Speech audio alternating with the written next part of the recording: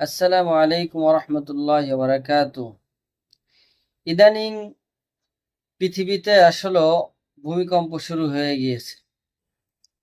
কিছুদিন আগে বাংলাদেশে ভূমিকম্প হয়েছে এবং একাধিকবার ভূমিকম্প হতেই আছে। আসলে ভূমিকম্পটা হলো আমাদের একটা কর্মের ফল, আমাদের কাজের ফল। এটা পৃথিবীতে আমরা যে পরিমাণ গুনার কাজ করছি, আল্লাহ তাআলার হুকুম আমরা পালন করছি না ঠিক মতন।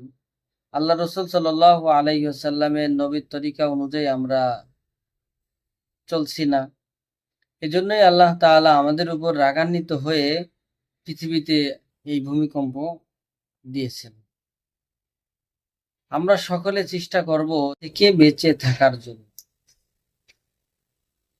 আমরা হর হামেশাই গুনাহ করে ফেলি। আমরা আসলে হাসি তামাশার মধ্যে গুনাহ করে ফেলি। অনেকেই আমরা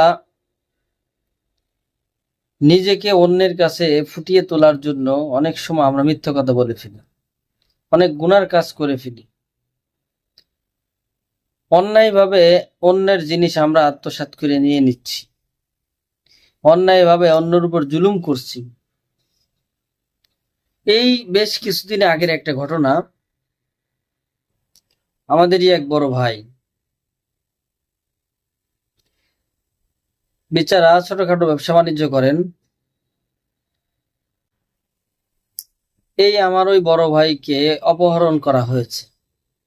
অপহরণ করে ওনার থেকে মোটামুটি কোটিখানিক টাকা ওনার থেকে নিয়ে নিয়েছে এবং ওনাকে অপহরণ করা হয়েছে যেখানে নিয়ে যাওয়া হয়েছে ওখানে নিয়ে ওনার থেকে প্রায় 15-16টা স্ট্যাম্পে সিগনেচার করিয়ে নিয়েছে, ওনার অ্যাকাউন্ট থেকে টাকা নিয়ে নিয়েছে এবং ওনাকে কিছু জখমও করা হয়েছে, মারধর করা হয়েছে। যখন উনি ওখান থেকে মোটামুটি বের হয়ে আসতে বেশ কিছুদিন পরে উনি এটা একটা মামলা করেছে। মামলা করার পর মোটামুটি কয়েকজন আসামি গ্রেপ্তার হয়েছে। গ্রেপ্তার হয়ে যাওয়ার পর উল্টা যে কয়জন আসামি ছিল তার ভিতর মাত্র কয়েকজনকে ধরা হয়েছে। বাকি আসামিগুলো ওই আমার যে ভাইকে স্টামে সই নিয়েছে ওই স্টাম্প দিয়ে উল্টা তার নামে মামলা দিয়ে দিয়েছে। তাহলে বোঝেন পৃথিবীর কি অবস্থা এবং বিশেষ করে আমাদের বাংলাদেশের মানুষের কি অবস্থা। আপনার থেকে সর্বশেষ করে আপনাকে নিয়ে নেবে এবং উল্টে আপনাকে ফাঁসিয়ে যাবে। আর একটা ঘটনা বলি, আমাদের এলাকায় আমাদের মুর্শিদপুরে কিছু লোক গরু চুরি করতে গিয়েছে। এরা গরু চুরি করতে গিয়ে একজন লোক ওখানে মারা গিয়েছে। এখন উল্টা যার গরু চুরি করতে গিয়েছে তার নামে মামলা হয়ে গিয়েছে, মার্ডার কেসের আসামি। তাহলে আসলে দেখেন কি অবস্থা। তুই বেটা গরু চুরি করতে গিয়ে মারা গিয়েছিস, এখন উল্টা যার গরু চুরি করতে গিয়েছে তার নামে মার্ডার কেসের মামলা হয়ে গেছে।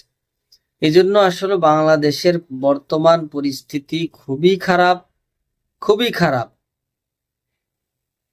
কোনো বিচার আচার নেই, একদমই ন্যায় বিচার তো নেই। এই জন্য আল্লাহ তাআলার গজব আমাদের উপর বারবার আসতেছে। আমরা সকলে এই অন্যায় থেকে আমরা ফিরে আসি, যাতে আল্লাহ তাআলা আমাদেরকে রক্ষা করেন এবং এই বিপদ থেকে আমাদেরকে মুক্তি দান করেন।